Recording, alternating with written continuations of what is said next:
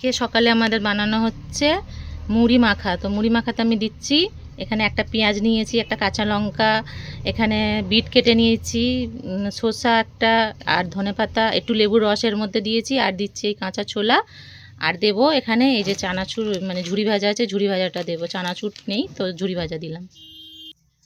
আর দিয়ে দেবো অল্প করে লবণ, কেন এতে শসা গাজর দিয়েছি, পেঁয়াজ দিয়েছি, লবণ না দিলে ভালো লাগবে না। টমেটোরটা কেন দিলাম না, আমাদের টমেটোর, কাঁচা টমেটোর খায় না, আমাদের পায়ে ব্যথা করে, এর জন্য। তো কাঁচা টমেটোরটা আমি স্কিপ করে দিলাম। আর আচারের তেল দেবো না, কেন আচারের তেলটা আমার বাবা খায় না। তো দেখুন আমি এরমভাবে মাখিয়ে নিচ্ছি সুন্দর করে। এবার এতে মুড়ি দেবো, আর আজকের আমাদের খিচুড়ি হবে, খিচুড়ির রেসিপিটাও দেবো। তো দেখুন বন্ধুরা, আমার মাখা হয়ে গেছে এরকমভাবে। এটা আমরা 3 জন খাবো। তো সকালে নাস্তা না বানালে আপনারা এরমভাবে বানিয়ে খাবেন, দেখবেন খুব ভালো লাগবে। খিচুড়ি বানাবার জন্য আমি এখানে নিয়ে নিয়েছি 5টা আলু কেটে নিয়েছি এরকমভাবে। এখানে কুমড়ো নেওয়া হয়েছে, কুমড়ো 300 গ্রাম আছে। এখানে 3টে পেঁয়াজ নিয়েছি আমি মাঝারি সাইজের। এখানে 2টো টমেটো নিয়েছি আমি মাঝারি সাইজের। এখানে গাজর নিয়েছি আমি 3 থেকে 4টে। আর এখানে বাঁধাকপি কেটে নিয়েছি। তো এইগুলো সব আমি ভাজা করে নেবো এক এক করে। টমেটোরটা মশলা কষার সময় দেওয়া হবে, তখন লঙ্কা কীরকম দিই সব মশলা কষার সময় দেখাবো।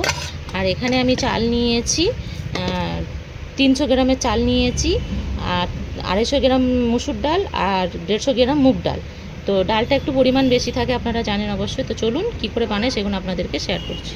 তো বন্ধুরা, এখানে আমি কড়া চাপিয়ে, আর এখানে আমি ভাত, চাল, ডাল সব ধুয়ে চাপিয়ে দিয়েছি। এটাই করে রান্না করবো, এতে সুবিধা হবে। এটা ইন্ডাকশানের জন্য আমার বাবা এনেছিলো, কিন্তু ইন্ডাকশান থেকে এটা ওভার হয়ে গেছে, অনেক বড় হয়ে গেছে। তো এই কারণে গ্যাসেই রান্না করছি এতে। তো বন্ধুরা, কড়া গরম হয়ে গেছে, আমি দিয়ে দেবো সরষের তেল, আর সবজিগুলো এক এক করে ভাজা করে নেবো। এবারে দিয়ে দেবো লবণ, হলুদ, ভাজার জন্য পরিমাণ মতন দিই। তো সবগুলো এরকম করে ভাজা করে নেবো বন্ধুরা। সবগুলো দেখাবো না, কারণ ভিডিওটা অনেক লং হয়ে যাবে। তো সবগুলো ভাজা করে নিয়ে চলুন আপনাদেরকে কেমনভাবে বানাই সেটা দেখাই। আমার এখানে হয়ে এসছে, অল্প বাকি আছে। এবারে সবজিগুলো দিয়ে দেবো। তো সবজিগুলো এরকমভাবে ভাজা করে নিয়েছি, এই যে দেখুন এরকমভাবে সব ভাজা করে নিয়েছি। এবার সব দিয়ে দেবো।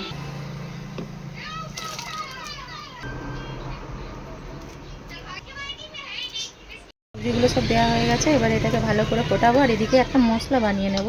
তো মশলাটা কী করে কষা হবে সেটাও আপনাদের সাথে শেয়ার করছি, কী কী দিয়ে কষা হবে। তো চলুন বন্ধুরা, তেলটা তো আমার গরম হয়ে গেছে। এখানে মশলা বানাবার জন্য আমি প্রথমে তেলের উপরে দেবো 2টো তেজপাতা, অল্প একটু জিরে, 2টো এলাচ, 2টো লবঙ্গ, একটু দালচিনি, আর একটা শুকনো লঙ্কা তেলের উপরে দিয়ে দেবো। তো এখানে দিয়ে দিয়েছি কেটে রাখা পেঁয়াজ। পেঁয়াজগুলো লাল লাল করে ভাজা করে নেব। পেঁয়াজগুলো লাল হয়ে গেছে, দিয়ে দিলাম টমেটো, দিয়ে দিলাম লবণ, টমেটোটা গলার জন্য অল্প করে জল। টমেটোটা গলে গেছে, দিয়ে দিলাম 1 চামচ আদা, জিরে, রসুন সব একসাথে করে পেস্ট করা, আর একটু দেবো, 1.5 চামচ দিলাম। বন্ধুরা, আদা রসুনের পেস্টটা দিয়ে এরকম করে কষে নিয়েছে। এবারে হলুদ গুঁড়ো, লঙ্কার গুঁড়ো দিয়ে আরও ভালো করে কষবো। তো বন্ধুরা, এখানে আমি হলুদ গুঁড়ো, লঙ্কার গুঁড়ো দিয়ে দিয়েছি। আপনারা যেরকম পরিমাণ মতন খাবেন পরিমাণ মতন দেবেন, আমিও পরিমাণ মতন দিয়েছি। ঝাল যেমন খাবেন সেরকম লঙ্কার গুঁড়ো দেবেন। তো চলুন ভালো করে জল দিয়ে কষে নিই। তো মশলাটা আমার কষা হয়ে গেছে, দেখুন তেল ছেড়ে দিয়েছে। তো এর মধ্যে আমি ফ্লেমটা আস্তে করে দিয়ে এর মধ্যে আমি 2টো ডিম দেবো। তো ডিমটা কী করে দিয়ে মানে দেখাচ্ছি। তো দেখুন ডিমগুলো আমি মশলার মধ্যে দিয়ে এরকমভাবে ঘেঁটে নিচ্ছি, তাহলে খিচুড়িতে যখন দেবো পুরো মিক্সড হয়ে যাবে। তো বেশি কুচি করবো না, একে একটু বড় বড় পিস থাকবে। তো আমি বানিয়েই আপনাদেরকে দেখাচ্ছি। তো বন্ধুরা, ভিডিওটা একটু লং হলে আপনারা একটু ভিডিওটা আমার সময় বার করে দেখবেন, কেন একটা রান্না করতে গেলে অবশ্যই ভিডিও একটু লং হয়ে যায়, কিছু মনে করবেন না এগুলো। তো বন্ধুরা, আমার মশলাটা হয়ে গেছে। এবার আমি খিচুড়ির মধ্যে তুলে সব দিয়ে দেবো।